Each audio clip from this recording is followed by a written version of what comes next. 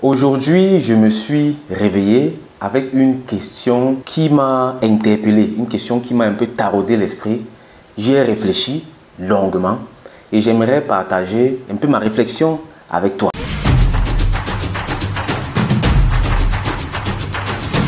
Je me suis réveillé en me demandant pourquoi est-ce que les personnes abandonnent aussi vite? Pourquoi est-ce que tant de personnes abandonnent? Parce que quand on regarde un peu là dehors, quand on regarde les personnes marcher, on se rend compte qu'il y a des personnes qui ont tout abandonné en fait. Les personnes sont là sur terre, elles marchent, mais en réalité, elles ne vivent pas. Et c'est grave en fait.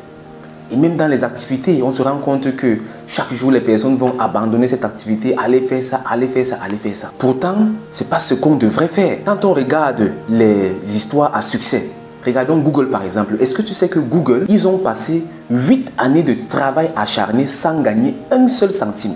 C'est-à-dire Google qu'on connaît aujourd'hui, les gars, ils ont travaillé pendant 8 ans sans rien gagner. Et c'est au bout de la 8e année qu'ils ont trouvé le bon filon, ils ont trouvé le produit, ils ont trouvé la façon dont ils pouvaient monétiser leur service. Et c'est là qu'ils ont commencé à gagner.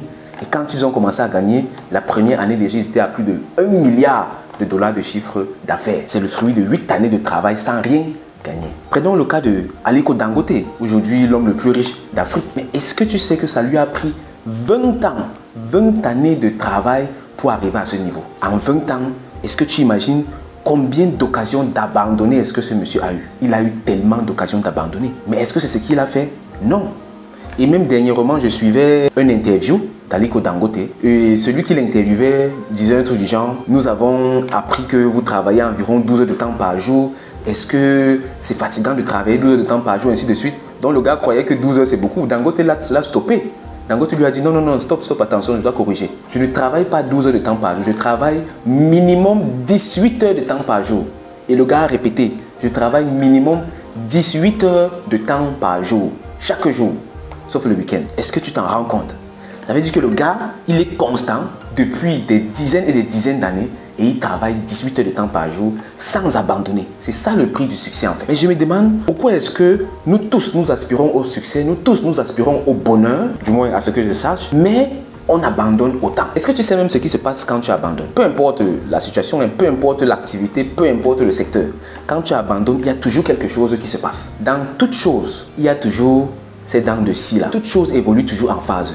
Il y a des bons moments, il y a des mauvais moments. Il y a des bons moments, il y a des mauvais moments. Et je pense que tu ne vas pas me contredire. Parce que chacun dans sa vie, il y a les moments où c'est bien, il y a les moments où c'est pas bien. Où c'est bien, où c'est pas bien.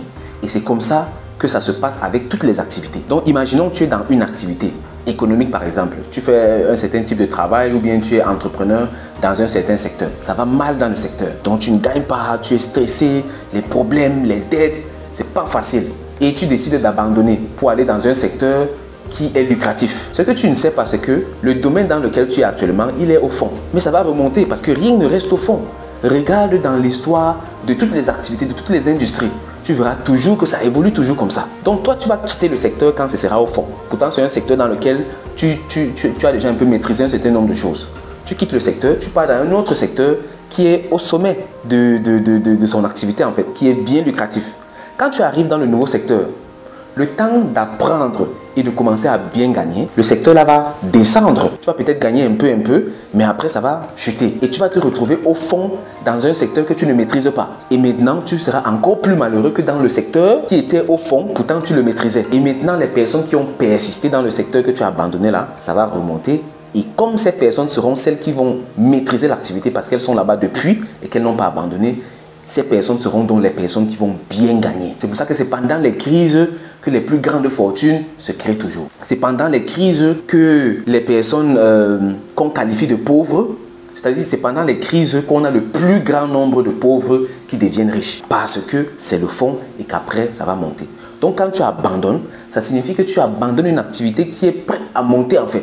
Au lieu de persévérer, de redoubler d'efforts et t'apprêter pour que quand ça prenne, tu sois parmi ceux qui en bénéficieront le plus. Toi, tu vas abandonner, puis tu vas changer, tu vas aller dans une activité qui est au top et le temps d'apprendre et de maîtriser l'activité, ça va chuter et tu vas te retrouver au fond d'une activité que tu ne maîtrises pas. Et les personnes qui ne vont pas comprendre ça vont simplement encore abandonner. Les personnes vont encore abandonner, aller dans une autre activité, abandonner, après se rendre compte que, hop, si j'ai 40 ans, j'ai 50 ans, j'ai 60 ans, je ne peux plus donner un certain type d'énergie, je ne peux plus apporter un certain nombre une certaine performance. C'est ça le drame de l'abandon. C'est pour ça qu'on doit toujours rester persévérant, on doit toujours rester résilient. Et pour ça, il faut bien réfléchir à ce à quoi tu veux faire.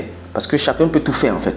Mais si tu parviens à trouver une activité qui te passionne, une activité qui t'inspire, là tu as toutes les chances de réussir. Il est devenu le meilleur ou la meilleure. Moi, je représente le CIA, Crypto Investment in Africa.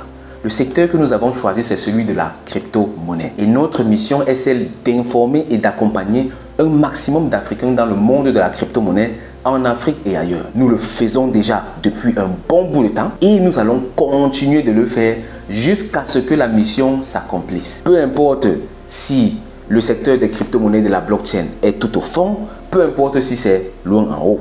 Nous sommes toujours là parce que pour nous, c'est la mission qui compte. Et nous savons pertinemment qu'il y aura des mauvais moments et des bons moments. Si toi aussi, tu veux appartenir à un groupe qui va te pousser à rester toujours au plus top de ta performance, appartenir à un système qui va t'empêcher d'abandonner et qui va t'encourager à rester résilient, résiliente et à toujours avancer vers tes objectifs, alors tu es la bienvenue à rejoindre le CIA. Et prochainement, très prochainement, nous allons organiser un événement inédit. Ça s'appelle un bootcamp. C'est un événement bref mais vraiment intense. Ça se déroule en une journée. Donc on va prendre une journée, 7 heures de temps, où on va vraiment apprendre et travailler à la compréhension et à l'utilisation des crypto-monnaies et de la blockchain de façon générale. Et aussi, on va se forger notre mindset.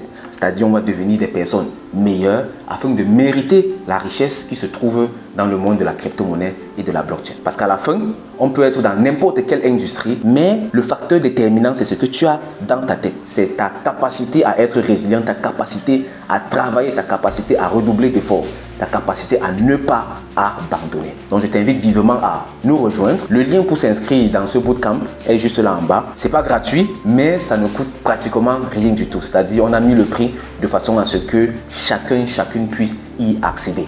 C'est juste pour se rassurer que les personnes qui adhèrent soient quand même prêtes à mettre un peu la main dans la poche pour qu'on soit certain que le travail qu'on fait a de la valeur et que les personnes sont prêtes à payer pour cela. Donc, chacun devrait même être fier de contribuer à ce genre d'initiative. Je t'invite donc vivement à t'inscrire pour le prochain bootcamp qui aura lieu le samedi 6 mai 2023. Et même si tu n'es pas présent ce jour, la formation complète, c'est-à-dire tout le bootcamp sera enregistré et mis à ta disposition si tu t'es inscrit. Donc je t'invite vivement à t'inscrire. On se retrouve donc le samedi dans le bootcamp et je te souhaite de ne surtout pas abandonner et plutôt de redoubler d'efforts à chaque fois que c'est difficile. Au revoir, bye bye.